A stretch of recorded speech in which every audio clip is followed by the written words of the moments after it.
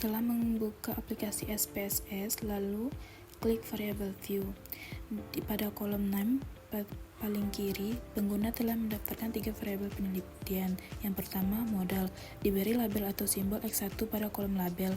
Yang kedua, tingkat risiko atau diberi label simbol X2 pada kolom label. Yang ketiga, pembiayaan pertanian, diberi label atau simbol Y pada kolom label. Setiap baris variabel memiliki pengaturan key samping yang menjelaskan sifat dari data tersebut. Tipe yang digunakan numerik, desimalnya 0, measure yang digunakan adalah scale. Setelah itu, pengguna melihatkan tabel data yang sudah dirapi di SPSS. Ada 15 data sampel yang diuji. Setelah itu, pengguna masuk ke menu utama untuk analisis ini, yaitu mengklik menu Analysis, Regression, lalu Linear. Di bagian ini, pengguna memasukkan variabel ke kotak yang sesuai. Variabel Y, pembiayaan pertanian, dimasukkan ke kotak dependen. Variabel X1 atau modal dan X2 tingkat risiko dimasukkan ke kotak independen. Setelah itu, klik statistik, lalu centang semuanya. Klik kontrol.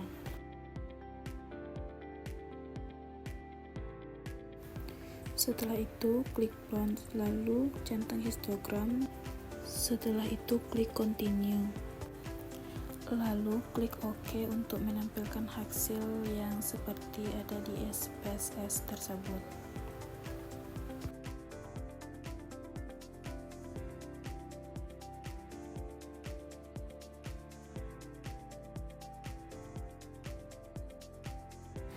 Selanjutnya, soal yang pertama, statistika deskriptif dan rata-rata standar deviasi dari variabel pembiayaan pertanian, modal, dan tingkat risiko. Jawabannya, pembiayaan pertanian Y memiliki rata-rata mean sebesar 648,00 dengan standar deviasi sebesar 81,674. Yang kedua, modal atau X1 memiliki nilai rata-rata mean sebesar 159,80 dengan standar deviasi sebesar 42,952. Yang ketiga, tingkat risiko atau X2 memiliki nilai rata-rata mean sebesar 37,20 dengan standar deviasi sebesar 15,880.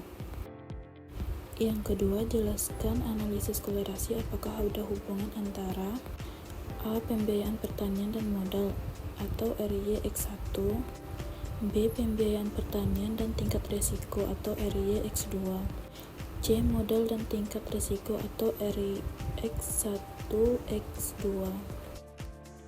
Jawabannya A. Hubungan antara pembiayaan pertanian Y dan modal X1. Modal X1 nilai koefisien kolerasinya adalah 0,401 dengan nilai signifikasi 2 Thailand sebesar 0,069. Hubungannya positif namun lemah tidak signifikan secara statistik pada alfa 5%. Karena 0,09 lebih besar dari 0,05. B. Hubungan antara pembiayaan pertanian Y dan tingkat risiko X2. Nilai koefisien kolerasinya adalah min 0,415 dengan nilai signifikasi sebesar 0,062. Hubungannya bersifat negatif atau berkebalikan namun tidak signifikan karena 0,062 lebih besar dari 0,05. C. Hubungan antara modal X1 dan tingkat risiko X2.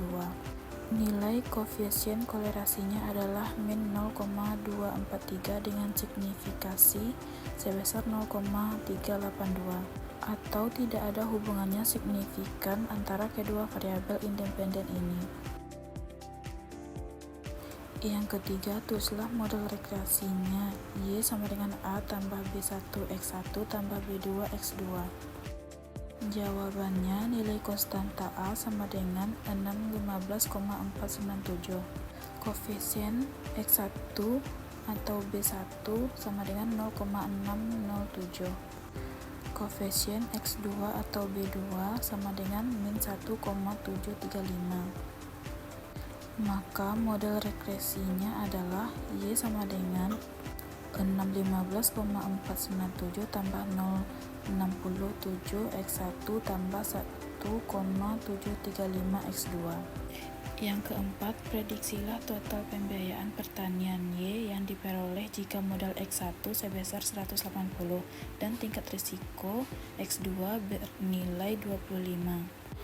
Jawabannya, masukkan nilai X1 180 dan X2 25 ke dalam persamaan. Y sama dengan 615,497 tambah 0,067 dalam kurung 180 kurang 1,735 dalam kurung 25. Y sama dengan 615,497 tambah 12,06 kurang 43,375. Y sama dengan 58,182. Yang kelima, jelaskan interpretasi R2 atau koefisien determinasi. Jawabannya interpretasi. Yang pertama, nilai presentasi kontribusi. Nilai R2 sama dengan 0,268 jika diubah ke bentuk persen adalah sebesar 26,8%. Dalam kurung 0,268 garing dan 100%.